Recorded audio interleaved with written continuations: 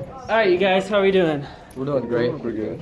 Good. Okay. Do you want to go over a question? Number Do you 12, have number one? 12. Number 12. We've been arguing about it. Number 12. Okay. So what I want you guys to do first is take a moment to read it to yourself. Okay. And then we'll go ahead and have someone read it out loud. So I'm going to read it with you guys. So number 12. Let me flip here. Okay, go ahead, guys. Okay.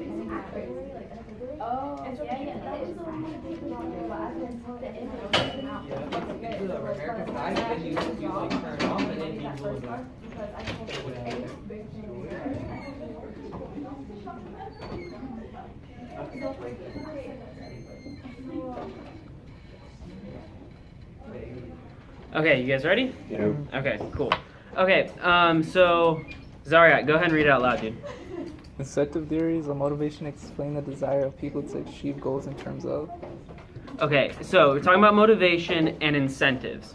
So before we move on, do you guys know what an incentive is? What it means? Yeah, go ahead. A stimuli that could motivate behavior. A stimuli that could motivate behavior. Or Yes. like you observe something, Yes. it motivates your behavior. Give me an example While of you're an eating, incentive. someone throws up, and then it causes you to throw up because you see it. Okay, so the throw up is an incentive to do a certain behavior, like throwing up. Like, okay. So what's another incentive? If you're hungry, like you need to eat, so hunger makes you eat. Maybe something Yeah, smelling something. yeah, like the smell of bacon is an incentive that makes you hungry. Or the most common one that people think of is like money. Like money incentivizes you or drives you, motivates you to work. So, let's go through the answer choices here. So, the first one is maintenance of physiological equilibrium. B, internal states of tension that need to be resolved. C, external stimuli that have the capacity to affect behavior. D, tendencies that strike a balance between biological and social needs. E, resolution of cognitive dissonance. AP test question. For sure, it's not E, the resolution of cognitive dissonance. Okay, do you guys remember what cognitive dissonance is? No. Hey, that's a tough term. Okay, cognitive dissonance is when your thoughts, right, your beliefs and your actions don't match each other. Take, for example, a vegetarian. So their belief is that they shouldn't eat meat, and besides that belief, they end up eating meat anyway. Their behavior does not match up with their actions. So they have what's called a moment of internal stress. They feel dissonance. So, cognitive dissonance. So, here is their cognitive dissonance. When people are incentivized to do a certain thing, to do a certain behavior. Does cognitive dissonance occur? No. Okay. So which one do you guys think it is? C.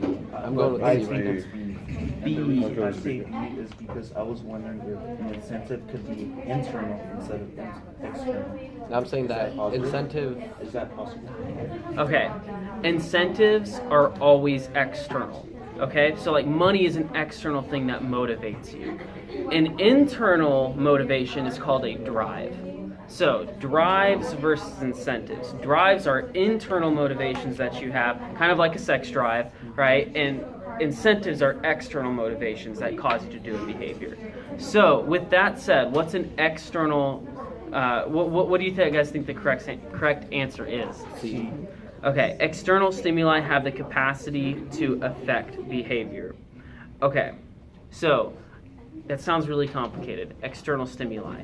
That's just something in the external world, like money, drives your behavior to work, for example. So things in the outside world do motivate us, right? Do incentivize us to do certain behaviors. Cool. All right. That's good, guys. Do you have any other questions? No. Okay, go to the next one. I'm gonna bounce around to you guys. Okay.